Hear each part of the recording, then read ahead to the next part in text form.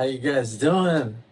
Hope you guys having a good Saturday evening.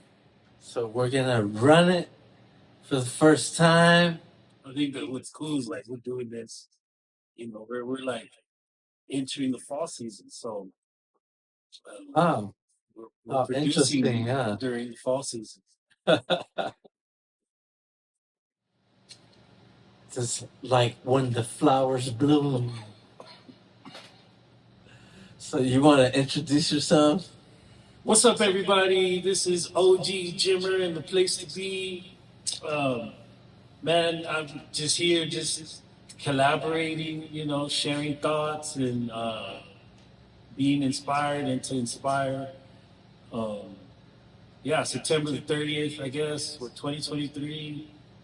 You know, it's a Saturday and we're vibing. Yeah, Yes. smoking. We're talking about a lot of creative avenues that we've been thinking about. It's interesting, that I come from street entrepreneurialism, and my skill set was developed by airbrushing. I airbrush t-shirts. And to this very day, I still airbrush t-shirts. Dope. Yeah, yeah.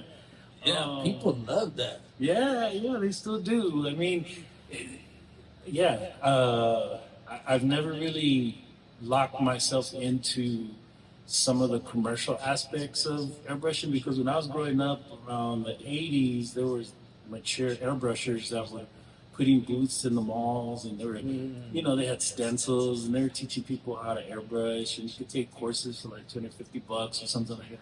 Oh, crazy. I never did that. I just did my thing, and along the way I learned thermal print transfer. Okay. Heat transfer. Right? You print. Pretty much you put this paper inside your printer, and it produces an image, and then you iron it onto your shirt. That's dope. So I did that early on. Yeah. That time like '89. I remember probably those came out in the 70s. Yeah, iron-ons, right? Yeah. I remember the Star Wars had Yeah. those. Oh man, yeah. So, anyways, talking about T-shirts, got into screen printing, learned all those aspects, and at the end of the day, we were talking about how having this equipment in your studio and how it can it smells, the ink and all that. So that kind of I never really wanted to stay in an industrial side of my creative journey. You know what I'm saying? I like woodworking. I like welding, but I wouldn't weld all the time, just because of the industrial toxins of it and everything. Right. But whenever I'm exposed to and I have enough time, I'll do something. You know what I'm saying? Yeah. That's me as an artist.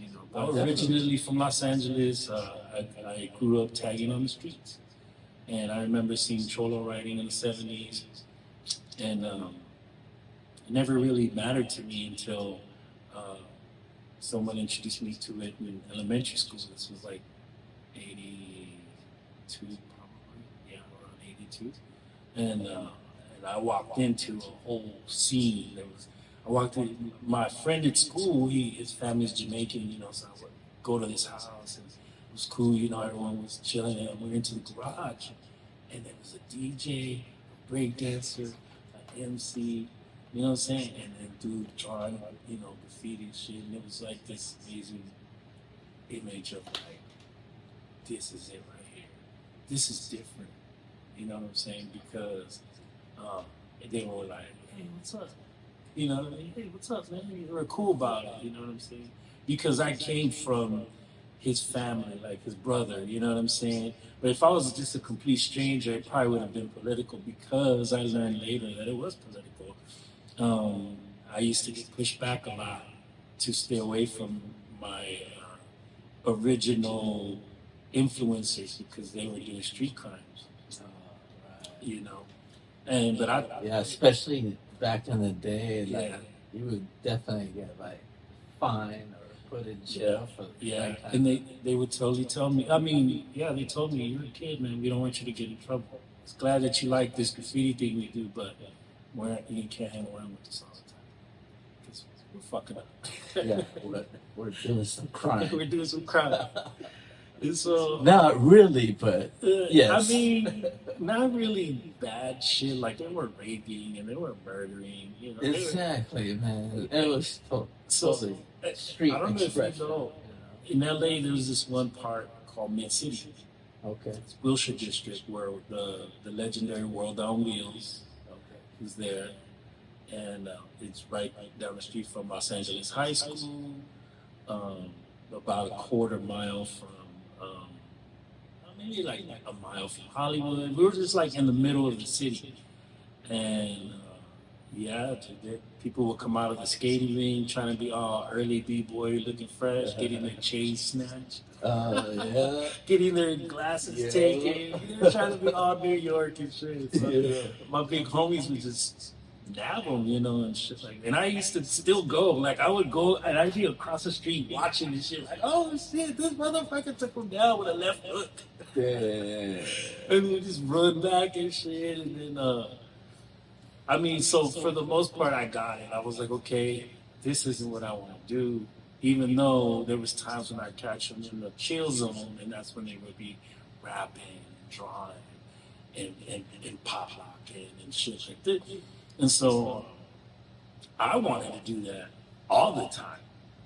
You know what I mean? So I got to meeting people in different schools that was doing that. So I bike ride to their areas of where they live, and along the way I catch tags. And yeah, so you know that's me, a tagger. Now, did you guys have like a crew, or did you start alone? No, they had some, because I think it was kind of like it was dance crews where it started from. Oh, dance first. crews Yeah, first. it was dance crews. So And some of the guys were. but at the same time, you had a guys name too, you know? that you were as a dancer. You had a name, so yeah, you would practice your name, you know, and then that evolved into just doing that name only. Yeah, I remember like writing stuff on the folders. Yeah, at school and shit. Yep. But Yep. block letters or something like that. You know? You know?